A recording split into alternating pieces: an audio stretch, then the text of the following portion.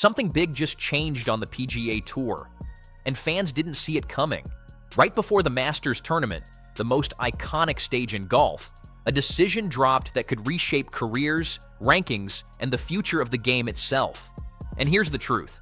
Not everyone inside the tour agrees with it. This isn't just news. This is a warning sign. So if you actually care about where golf is heading, make sure you like, subscribe, and stay locked in, because this changes everything. Something shifted, and you could feel it before anyone even confirmed it. The PGA Tour didn't just make a routine adjustment. This was calculated, deliberate, and quietly disruptive. Right as attention began building toward the Masters tournament, insiders started connecting the dots. Field sizes, qualification routes, long-term restructuring. None of it was loudly announced, but within the inner circles of golf, the reaction was immediate. Confusion, concern, even frustration. Because when decisions like this surface right before a major, it's rarely coincidence, it's strategy. Fans were gearing up for drama on the course, not behind closed doors. But suddenly, the conversation changed. Instead of who might win, people started asking who might not even get the chance to compete in the future. And for players hovering on the edge, this isn't just an update, it's a warning. The kind that tells you the ground beneath your career might be shifting faster than you expected. Timing is everything, and doing this right before the Masters tournament turns a quiet decision into a high-stakes moment. Because the Masters isn't just another stop on the calendar, it's where legacies are built, where pressure reaches its peak, and where every shot can define a career. Making structural changes at this exact moment sends a powerful signal. It immediately affects how players think, prepare, and compete. Qualification pressure intensifies. Ranking strategies become more aggressive. Even scheduling decisions start to shift as players try to secure their future. Suddenly, it's not just about winning a green jacket, it's about staying relevant in a system that might be tightening. That's what makes this explosive. The Masters already magnifies everything. Emotion, performance, expectations, and now, layered on top of that, is uncertainty.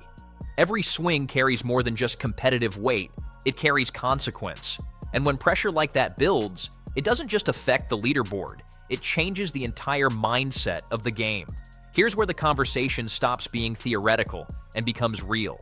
The PGA Tour is moving toward reducing full tour cards to roughly 100 players, and that signals a clear shift. Exclusivity over accessibility. On the surface, it sounds premium. Smaller fields, stronger competition, bigger spotlight. But underneath that, opportunity starts disappearing. Golf has always been built on the grind. Monday qualifiers, late bloomers, unknown players earning their shot through pure performance. That pathway is what made the sport unpredictable and inspiring. This change puts that entire system at risk. Because when you shrink access in a moment where global talent is deeper than ever, you're not just raising the bar, you're raising the barrier. And that creates a serious question for the future of the game. Is the tour truly evolving into something better, or slowly closing its doors to the very players who define its magic? This is where the emotion hits, and it hits hard. When a respected veteran like Stewart Cink openly says, "I hate this," and his concern cuts straight to the core. The talent pool in golf has never been deeper, yet the system is moving toward becoming smaller. That contradiction is what makes this moment so uncomfortable. Because logically, growth should mean expansion, not restriction. Cink isn't just speaking for himself or veterans, he's speaking for the next generation that may never get the same opportunities. And when someone with that level of credibility questions the direction, it forces everyone, fans, players, insiders, to stop and ask whether this path forward is actually the right one. Now step back from emotion and look at the cold reality. The PGA Tour isn't just protecting tradition anymore, it's building a high-value sports product. Under leadership figures like Brian Rolap, the direction is clear: maximize attention, increase revenue, and sharpen the product for global audiences. This is about TV ratings, sponsorship deals, and premium positioning in a crowded sports market. Fewer players means more screen time for stars. More stars means stronger narratives. Stronger narratives mean better broadcast numbers. From a business standpoint, it's efficient, even smart. But here's where the tension begins. Sport isn't just about efficiency. It's about opportunity, unpredictability, and growth. And when financial logic starts shaping competitive structure, something deeper is at risk. because what works on paper financially doesn't always translate to what fans love about the game. At the top of the game, names like Scottie Scheffler, Colin Morikawa, and Justin Rose dominate headlines, and for good reason. They represent excellence, consistency, and global appeal. But here's what most fans don't fully see. The gap between the top 10 and the top 150 has never been smaller. The level of competition across the board is incredibly tight. That means when you shrink the field, you're not just removing weaker players, you're cutting out legitimate contenders, rising talents, and future champions before they even break through.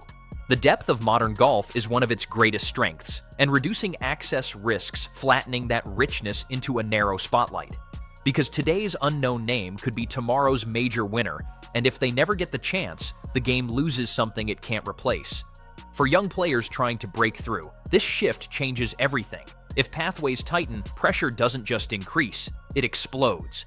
Development tours like the Korn Ferry Tour and the DP World Tour were designed to be stepping stones, giving emerging talent a clear route to the top.